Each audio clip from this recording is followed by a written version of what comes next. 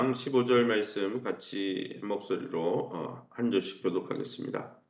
신명기 29장 15절 말씀 여러분 19절 읽으시면 되겠습니다. 15절 오늘 우리 하나님 여호와 앞에서 우리와 함께 서 있는 자와 오늘 우리와 함께 여기 있지 아니한 자에게까지이니 19절 이 저주의 말을 듣고도 심중에 스스로 복을 빌어 이르기를 내가 내 마음이 완악하여 젖은 것과 마른 것이 멸망할지라도 내게는 평안이 있으리라 할까 함이라. 20절 여호와는 이런 자를 사하지 않으실 뿐 아니라 그 위에 여호와의 분노와 질투의 불을 부으시며 또 이 책에 기록된 모든 저주를 그에게 더하실 것이라.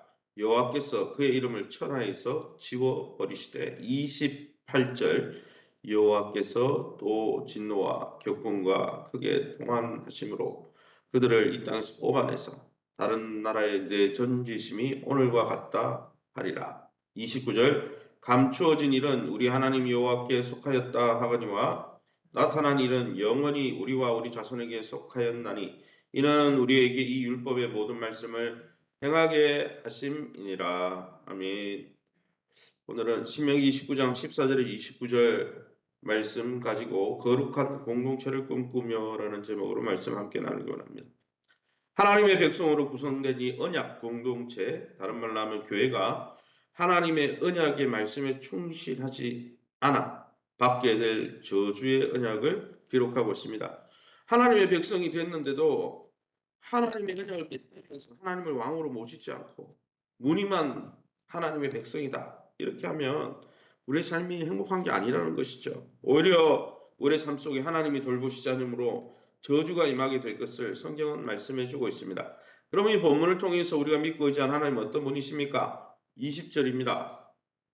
여호와는 이런 자를 사하지 않으실 뿐 아니라 그 위에 여호와의 분노와 질투의 불을 부으시며 또 이 책에 기록된 모든 저주를 그에게 더하실 것이라. 여호와께서 그의 이름을 천하에서 지워버리신다 했습니다.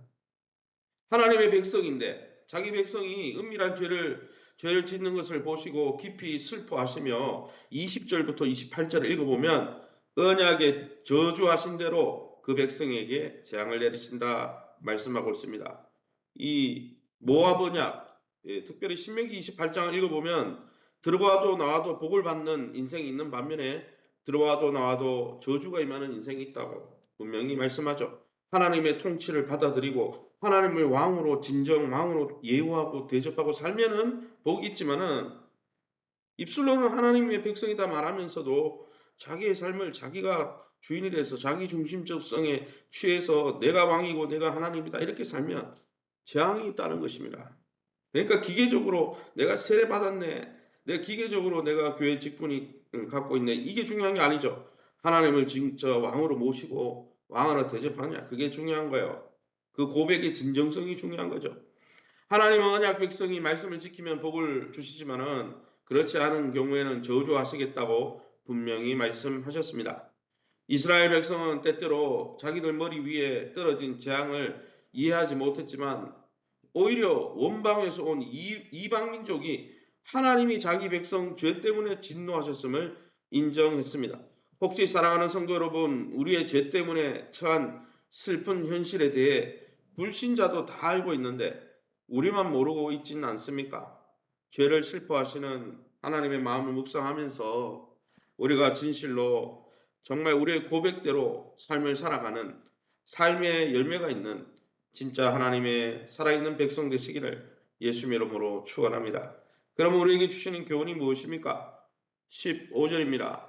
오늘 우리 하나님 여호와 앞에서 우리와 함께 여기 서 있는 자와 오늘 우리와 함께 여기 있지 아니한 자에게까지이니 라고 말씀했습니다. 하나님의 언약의 말씀, 약속의 말씀은 역사의 어느 한 시점, 2000년 전에 아니면 3000년 전에 모세가 있었던 시대에만 딱 국한된 게 아니라는 것이죠. 앞으로 올 모든 세대에 다 그 약속이 적용된다고 성경은 말씀하고 있습니다. 사랑하는 성도 여러분, 나와 우리 교회 공동체가 역사적인 책임을 갖고 그러기에 우리 후손들에게 이 하나님을 어떻게 경외하며 하나님을 어떻게 왕으로 모시고 살아야 되는지 하나님의 말씀을 붙들고 어떻게 살아야 되는지 진실하게 가르칠 수 있기를 예수 이름으로 축원합니다. 19절 말씀입니다. 이 저주의 말을 듣고도 심중에 스스로 복을 빌어 이르기를 내가 내 마음이 완악하여 젖은 것과 마른 것이 멸망할지라도 내게는 평안이 있으리라 할까 함이라. 무슨 말입니까? 계속해서 하나님의 말씀을 듣고 계속해서 하나님의 말씀을 통해 저주의 경고를 들으면서도 나는 내 마음대로 내가 왕이 돼서 내 마음대로 살아야지. 하나님 따로 나 따로 하나님의 백성이지만 내가 왜 하나님께 구속받아? 내 마음대로 살아야지. 내 마음대로 살아도 나는 평안하고 내 삶은 괜찮아. 나는 이미 하나님 구원받은 백성 아닌가? 이렇게 스스로 위로하지 않도록 하기 위해서 하나님이 말씀을 경고하시는 것이죠. 사랑하는 성도 여러분, 우리가 하나님과 대척되어서 하나님을 경멸하고 말씀에 불순종하면서도 또 하나님이 말씀하시는데 하나님의 왕으로 대접하지 않고 내가 왕인 듯 살아가면서도 나는 괜찮다. 이미 세례받았으니까. 이렇게 스스로 위로하고 있지는 않습니까? 하나님은 정말 삶 속에 진정성 있게 하나님을 왕으로 모시지 않고 그냥 껍데기만 붙들고 난 괜찮아 그렇게 말하는 사람들을 결코 용서하시지 않겠다고 20절에 보면 이런 자를 사하지 않을 거다. 하나님 말씀하고 계신 것이죠.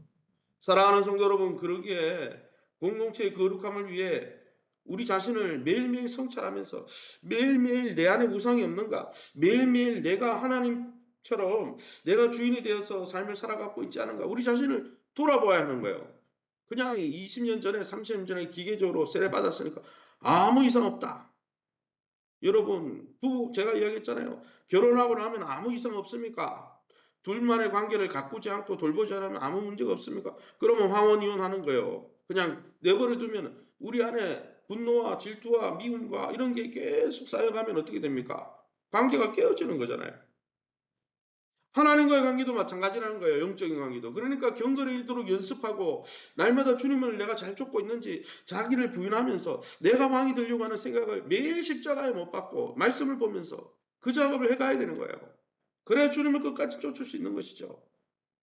내가 믿지 않기 때문에 내가 하나님을 믿지 않고 하나님을 하나님으로 예우하지 않기 때문에 문제가 생기는 것이지 하나님이 우리를 사랑하지 않아서가 아니라는 것입니다. 28절 말씀입니다. 여호와께서 또 진노와 격분과 크게 통한하심으로 그들을 이 땅에서 뽑아내서 다른 나라에 내던지시면 오늘과 같다 하리라. 몇백 년 뒤에 실제로 이 일이 일어나는 거죠. 우리가 하나님을 거부하고 여러분 이 성경에 나오는 대로 은밀히 세상을 따라가고 세상에 속하여 내가 왕이 되어 살고 내 멋대로 살면 우리 삶은 분명히 버려진 땅처럼 황폐해질 거다. 우리에게 20절에서 28절 말씀에 경고하고 있습니다.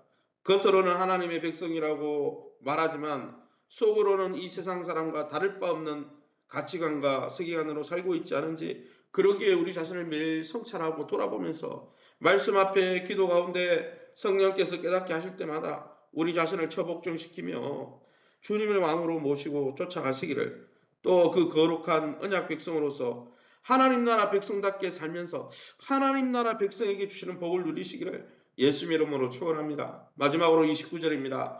감추어진 일은 우리 하나님 여호와께 속하였거니와 나타난 일은 영원히 우리와 우리 자손에게 속하였나니 이는 우리에게 이 율법의 모든 말씀을 행하게 하심이니라. 우리가 인생을 살면서 이 생에서 다 이해할 수 없는 오묘한 일들이 많이 있죠. 하나님이 왜 우리 가정에 이런 역사를 하셨을까? 내 삶에 그런 오묘한 일이 있지만은 말씀으로 오신 예수님을 통해 계시하신 하나님의 구속 사역만큼은 충분히 알 수 있도록 누가 하나님인지 어떻게 하나님을 믿을 수 있는지에 대해서 예수님을 통해 충분히 드러내셨습니다. 그러므로 사랑하는 성도 여러분, 하나님의 뜻을 다 이해하지 못하니까 나는 하나님의 뜻대로 살 수 없다고 핑계대는 것은 성경이 분명히 옳지 않다라고 말씀하고 있는 것입니다. 이미 하나님 나라 새 언약 백성이 되었기에 또 우리에게 이미 성령이 주어졌기에 우리는 충분할 만큼 하나님의 백성으로 살아갈 만큼 충분할 만큼 성령 안에서 하나님의 말씀을 공급받고 있기에 우리는 핑계댈 일이 없다라는 것이죠. 충분히 이제는 하나님의 언약의 말씀을 순종하고 쫓아가고 나아갈 수 있다는 거예요. 문제는 뭡니까? 매 순간마다 세상을 살아가면서 우리 마음속에 우상이 싹트서 하나님이 아니라 우리 자신을 사랑하기 때문에 그 사랑의 문제로 인해서 우리가 순종하지 않는 것이지 순종할 수 없는 자가 되어서가 아니에요. 이미 십자가의 능력을 주셨고 부활의 능력을 주셨고 성령을 부어주셨기 때문에 그러기에 날마다 마음을 하나님 앞에서 하나님의 말씀 앞에 나아가 기도 가운데 주님의 임재 앞에 나아가 날마다 우리의 마음을 새롭게 함으로 변화를 받아 하나님을 뜨겁게 사랑하며 주님의 음성 앞에 날마다 순종하면서 하나님의 통치 가운데 하나님의 다스림 가운데 하나님 나라의 복을 누리시기를 예수 이름으로 축원합니다. 이 시간에 우리 합심해서 기도하기를 원합니다. 오직 은혜로 참여하게 하시니 언약 백성답게 우리가 하나님의 백성답게 우리의 삶을 살아갈 수 있도록 우리에게 날마다 깨닫게 하시고 우리 자신을 처복적지키며 주님을 쫓아가게 도와주옵소서. 하나님 나라를 이 땅에서 누리고 경험하는 교회 또 그 나라를 선포하는 교회가 될 수 있도록 특별히 태국 선교와 수요 어린이 전도를 통해서 우리가 주님의 복을 누릴 뿐 아니라 선포하는 교회 될 수 있도록 세우신 교회와 좋은 관계 맺게 하시고 교회 안에서 변화와 성장을 경험하고 성령 안에서 주님의 기쁨이 되게 해달라고 우리 환우들을 위해서 특별히 우리 강현숙 권사를 위해서 우리 박도원 집사님 가정을 위독하다고 합니다. 위에서 기도해 주시기 바랍니다. 자녀들의 앞뒤가 기업을 놓고 우리